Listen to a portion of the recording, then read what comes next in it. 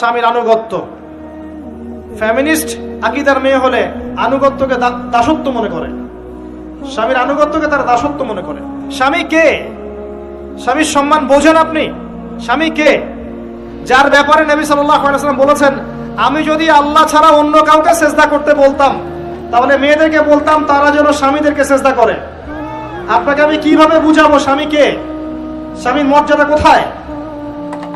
এগুলো কি ইসলাম মেয়েদেরকে ডমিনেট করছে এগুলো দিয়ে? কেন? এই স্বামী আপনার জন্য সারাটা জীবন ক্ষয় করে ফেলে। একটা চোর পর্যন্ত, একটা চোর, একটা করাপ্টেড মানুষ, দুর্নীতিগ্রস্ত মানুষ, সে চুরি করে দুর্নীতি করে এনে বাচ্চাকে খাওয়ায়। একটা ধর্ষক পর্যন্ত ওর মেয়েকে আদর করে। পুরুষ মানুষ কি জিনিস কেমন করে বুঝবেন? সারাটা জীবন ক্ষয় করে ফেলায়। যদি আপনি তার আনুগত্য করেন, তার সামনে সুন্দর মতো থাকেন, তার কথার সাথে তর্ক না করেন, ভালোবাসা দিয়ে থাকেন, আপনার জন্য সে জীবন দিতে প্রস্তুত থাকে। এরকম পুরুষ মানুষ। আপনাদেরকে কেউ চোখ তুলে তাকালে চোখ তুলে ফেলাবে, এরকম পুরুষ মানুষ। আর এখন তো পরিস্থিতি ডিফারেন্ট। বাসায় পুরুষ বাইরের ছেলের সাথে ফোনে প্রেম হয়ে গেছে, পালায় চলে গেছে, বিয়ে করে ফেলছে। দেখবেন বাসায় স্ত্রী আছে, বাইরের মেয়ের সাথে প্রেম করে বিয়ে করা শেষ। বিয়ে করলে সমস্যা নাই, ব্যভিচার করে ফেলছে।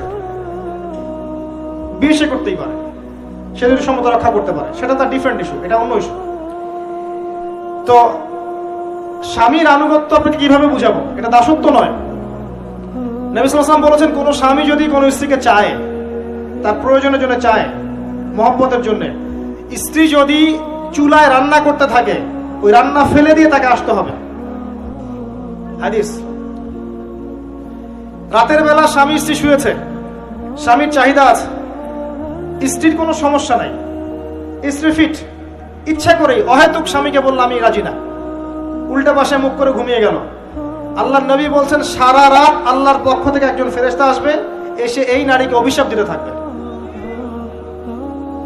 এখন এগুলো হাদিস শুনলে বলবে যে ইসলাম তো মেয়েদেরকে ছোট করছে।